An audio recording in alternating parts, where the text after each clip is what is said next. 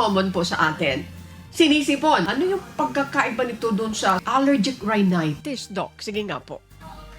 Yung sipon po ay posibleng, ito ay sintomas lamang ng iba pang sakit. Ang allergic rhinitis po kasi ay isang sakit. No? Ang sipon ay pwedeng sintomas ng flu or kahit ng trangkaso. No? Kumbaga, magkaiba talaga siya sa allergic rhinitis. And ang sipon ay ano lang siya, part ng sintomas ng allergic rhinitis. Okay. So may pinagkaiba talaga ito. Opo, Ganito. dahil sintomas lang po ang sipon, ang allergic rhinitis ay sakit. Isang sakit. Opo. Symptoms yung sipon, pagkatapos yung allergic rhinitis ay isang sakit. Ayun, ang dami ko kasi nakikita ng ganyan. Okay. Attorney, I'm sure you're very interested dito sa pangalawang medical topic natin ngayong hapon, Attorney Da. Ano-ano po ba, Doc Bakay, ang mga pinakakaraniwang triggers ng allergic rhinitis? Bakit po nagkakaroon ng allergic rhinitis ang mga tao? Ang karaniwang triggers po ng allergic rhinitis is yung alikabok, pero specifically yung dust mites na tinatawag doon sa alikabok, hindi yung mismong alikabok. Pollen, yung galing sa mga puno, mga damo or mga halaman sa paligid, at pet danders or yung mga balahibo or yung shed ng skin ng ating mga alagang aso at pusa, and maging yung mga molds o amag sa paligid. Ano itong dust mite? Actually, yung dust mites is microscopic na organism siya na nagtathrive sa alikabok. Hindi siya yung, para siyang family ng ticks din. And bukod dun sa dust mites, yung mga excretions nila, yung mga dumi nila, yun yung nagkakos ng allergic rhinitis. Totoo bang mas lumalala itong allergic rhinitis tuwing tag-ulan? At kapag pabago-bago din yung panahon, kung oo ang sagot, bakit ito nangyayari? Actually, totoo naman po yung mas lumalala yung allergic rhinitis natin kapag merong pabago-bagong panahon or pagpapalit ng panahon or hindi lang naman sa tag-ulan. Dahil rin po ito dahil sa pollen. Tuwing nagpapalit ng panahon, meron nagpapalit ng pollination ng puno, ng damo, ng mga weeds, no? Yun yung nagkukos nung ating allergic rhinitis, yung proliferation ng pollens na nasa paligid natin. Yung anak ko po talagang merong allergic rhinitis, kaya I'm very interested in this. Ano po ba yung mga symptoms ng allergic rhinitis na iba sa simpleng sipon? Kagaya ko, may sipon ako ngayon. Or trangkaso. How would I know the difference if it's just sipon, ordinary na sipon, or allergic rhinitis? Go ahead po, Doc. Ang main na pinagkaiba ng trangkaso or yung seasonal flu natin sa allergic rhinitis, though they have same symptoms of sneezing, runny nose, nasal congestion, the main difference is the fever. So, ang allergic rhinitis, hindi sila nagkakos ng fever kahit na sa ibang bansa, ang tawag nila dito is hay fever. Pero it doesn't mean that the patient would have the symptoms of having a fever. Yun yung main na pagkakaiba ng allergic rhinitis with the trangkaso. And the cause of allergic rhinitis is, yun nga, yung mga nabanggit kanina, may protein source. Unlike with the trangkaso and the sipon, the usual cause is viruses. Okay. Paano nadadiagnose ang allergic rhinitis? Kailan ba masasabi na ano ba yung kailan ba itong allergy, mayroon ba na ako naririnig allergy testing? Effective ba ito dun sa lahat ng pasyente, Doc? Gaya nga ng sabi po natin, no, yung allergic rhinitis is usually it is diagnosed clinically. Ibig sabihin, we base it on symptoms, we base it on the history ng patient. Hindi na kailangan ng further testing. Pero the allergy testing na ginagawa natin, it is a confirmatory testing. Ano yung kino-confirm niya? Kung saan specific na allergens siya allergic. like the pollen, the dust mites, the grass, yun. Doon kasi makikita yung kung saan siya specific na allergic. Alam mo, pricey talaga siya, kailangan pag-ipunan, pero napaka-importante talaga na magpa-testing, lalo na kung lagi kang pabalik-balik nga na meron kang sipon, di ba? Pero Doc, okay, let's now go to the cure. Ano po yung mga available na paggamot para po sa allergic rhinitis at kailan po ito dapat gamitin? Sige po, Doc. Okay, with regards to the cure, no, ang allergic rhinitis symptoms is actually hindi siya ganun, hindi siya curable. So pero we manage the symptoms with over the counter antihistamines. We also recommend in our society, we recommend the nasal irrigation or the nasal douching para i-flush out yung mga allergens na nag-stay dun sa nasal cavity natin, which triggers the symptoms. So, bukod doon, pwede rin nating, ang main treatment is avoidance of the allergens. So, mahalaga rin kasi na malaman natin kung ano ba talaga yung source or yung trigger natin. O, kasi pag nalalaman mo, ibig sabihin, iiwas ka na. Yes. Ayan. So, Attorney Dot. So it's not really curing, it's more of managing it. Ayun, klaro. Okay. Ano yung mga simpleng hakbang na maaaring gawin sa bahay, kung nasa bahay ka, upang maiwasan ang exposure mo sa allergy triggers? Gaya po ng sabi natin kanina na alikabok or the dust mites, so mas magandang palagian na maglinis Very ng good. ating bahay. That's number one. Malinis, dapat. Yes, and ito, medyo mahirap ipaliwanag sa mga pet lovers out there. Yung pet danders, yung mga balahibo and mga shed ng skin ng mga pets natin.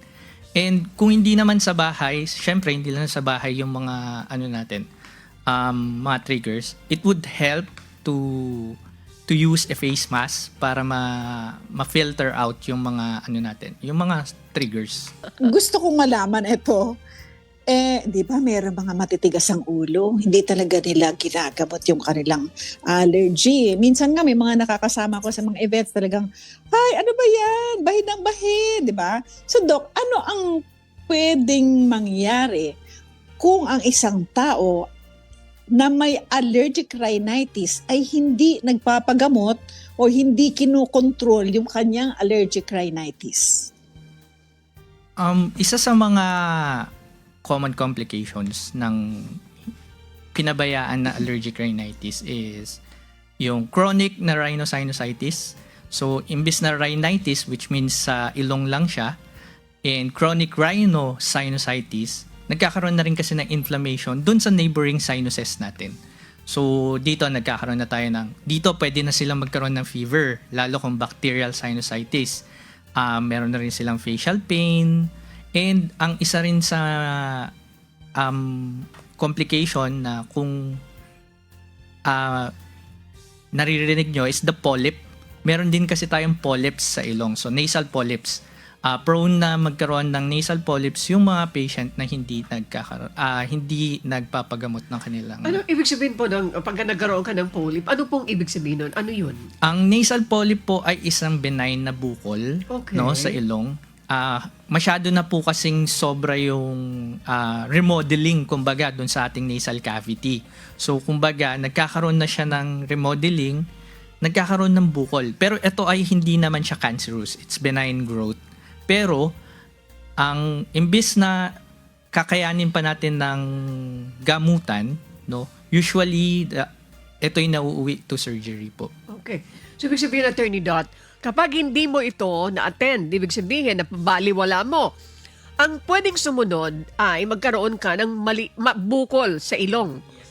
Okay, na dapat sana ay gamutan lang sa umpisa, pero kapag nagkaroon ka na ng bukol doon sa ilong, surgery na ito, ibig sabihin, operation na. Yes, operation po yung kadalasan na treatment para Kauwian. dito. Pero Doc, bago ko ipasa kay Attorney Dot, Ibig sabihin nyo kasi kanina benign. Pag benign, ibig sabihin, Hindi po cancerous. hindi cancerous. Pero mayroon bang posibilidad na mauwi ito sa cancer? May very small percentage and wala po kasing konti pa po yung articles or yung studies na nagpapatunay na merong malignant transformation yung mga gantong bukol. Okay, pero mayroon.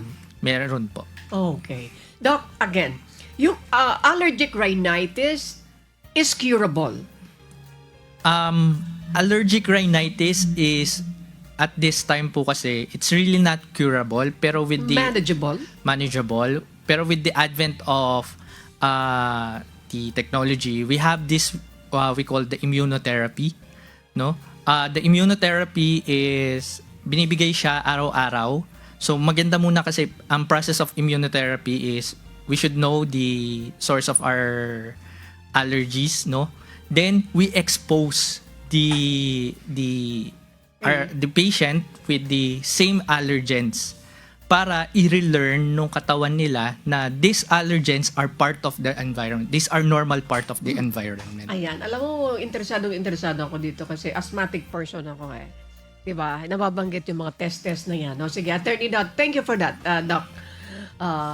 Baka yan. Okay. Attorney Dot, balik ko sa inyo po. Mahabol pa tayo. Okay. Doc, ito ang question ko. Okay, let's say I have a child or yung apo ko, ganyan. Kunwari laging na lang nagkakasipon. O every 2 weeks, minsan every week, meron siyang sipon. Kunwari, dinadala ko yung anak ko sa pediatrician. Pero bibigyan lang ng gamot na para sa sipon. O bigyan natin ng Disodrin, whatever. Okay? Paano po malalaman ng doktor na hindi na ito ordinary na sipon at kailangan ng magpa-allergy testing itong anak mo? Bata. So we advise kailan magpatingin or kailangan natin specifically is kapag nakakaapekto na sa schooling, nakakaapekto na sa sleep, no? Yung simpleng activities of daily living nila is apektado na. So pag ganun, we advise them to do the allergic testing. Pero kasi in my practice, since sabi ko nga ito ay pagbata kasi kailangan pa nilang ma-relearn na these allergens are the normal part of our environment. So, meron pang leeway na Kasi pwede pa silang i-expose doon. pwede pa. Pero kasi, if the symptoms is palagi na nasal congestion, nahihirapan na sila, Pati pagtulog, affected pati na. pagtulog, Pagkain. pagtulog, it's very vital for the normal development of the children. Sila kasi yung mga nahuhuli sa school kapag hindi nakakatulog na maayos eh. So, mamaya, pwede rin kasing may ibang sakit, hindi lang siya allergic rhinitis. Okay, so ibig sabihin, Attorney Dot, may time pa pala na dapat i-expose yung mga bata doon sa mga allergens nila. Yes, there's some truth to sinasabi ng mga nakatatanda na masyado kasing malinis. Nakakarinig din ako niyan, Attorney Dot, Doc Bakal. So, there's some truth to it kasi hindi siya gano'n na-expose sa allergens nung bata. Okay. No? So, ngayon, we try to expose these children with the normal allergens in the normal environment. Normal part sila ng environment natin eh. Meron akong idadagdag na tanong, Miss Annie, if you will allow me. Okay, Yes, let's say, one of the things that you notice from the child is that whenever the child is exposed to dust, no, nagpunta sa isang lugar na dusty, humatching na kaagad, nagkasipon na kaagad. So medyo may idea na yung parent na allergic yung anak niya sa dust. Okay po ba na dun sa bahay ay maglagay na ng purifier sa iba't ibang kwarto or hayaan na natin na ma-expose talaga muna siya sa mga dust? Ang hirap kasi talaga if you are a parent, hindi mo rin matitiis na That's laging may sakit yung anak mo, hindi ba? Laging may sipon. Yun na nga, hindi nga makakapasok sa eskwela kasi masama na naman ang pakiramdam. Go ahead po, Doc, and give an advice to all the parents na merong ganyan po na mga bata, anak. Yes. The purifier, no, very ang purifier kasi it will help filter the allergens na nasa environment. Pero kasi yung mga available sa atin dito is medyo the cheaper ones, pero kasi yung kailangan natin kasi yung merong true HEPA filter, True. no? Kumbaga yung high efficiency particulate filter siya.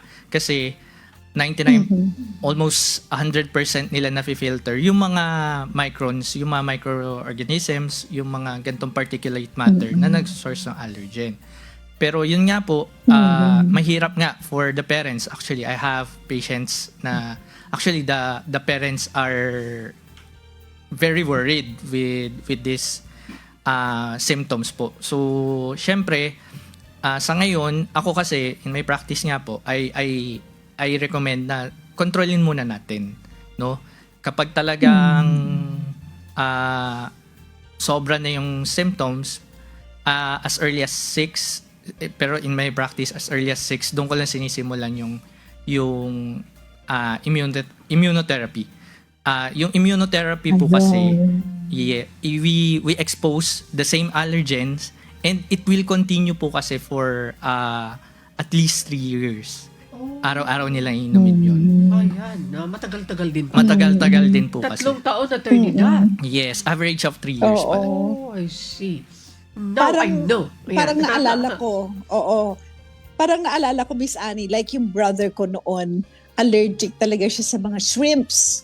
So, ang ginawa ng doktor, yun, yung kagaya ng sinasabi ni Doc, paunti-unti, sige, kain ka muna ng konti, tiisin mo, pero mamaya, kain ka na naman. The following day, kain ka na naman until nasanay na siya. At wala na siyang allergy.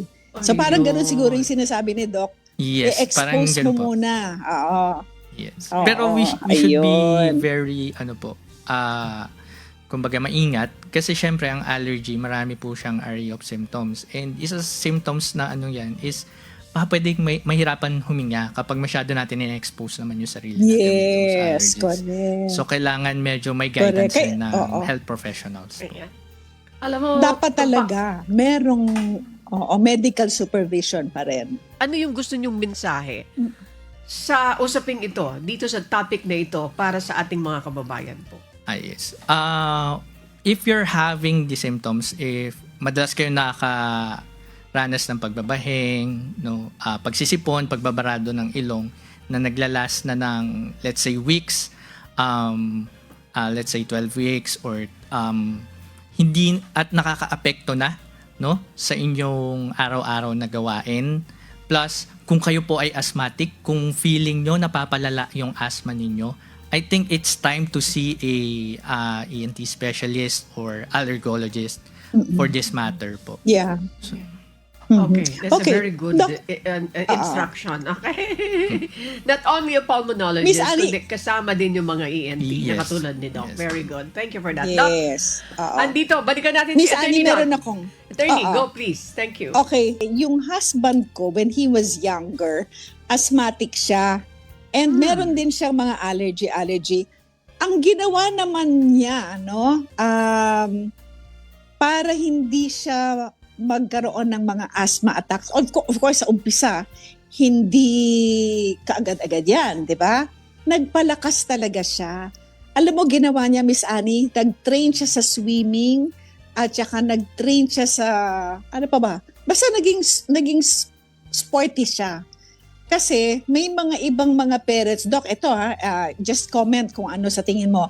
May mga ibang parents, pag nakita na kasi nila na yung kanilang anak ay masakitin, kinukulong na nila at sige, manood ka na lang ng TV, mag ano ka na lang, ang gadget ka na lang para hindi ka Huwag ka masyado na napapagod. magpagod. Yes, exactly. So Doc, what do you think of that way naman para maka-improve ng iyong immune system? The concept of the immunotherapy is exposing it. So, it wouldn't help na ikulong sila kasi pag kinulong rin naman natin, are we that 100% sure na walang allergens inside our homes, Yes. no? So, it would be counterproductive. And yung doon naman sa pagiging active, no, there's a study na may correlation ang pagiging on the heavy side with these allergies because the adipose tissues, no, they have the inflammatory cytokines or the chemicals na pwedeng palalain yung reaction natin with the allergies po, with the allergens rather. Actually, it's secondary na lang po kasi kumbaga if you're active, no, you tend to have the natural weight kasi. Pero kapag medyo nasa sedentary tayo na lifestyle, we tend to have more adipose tissue or fat tissue.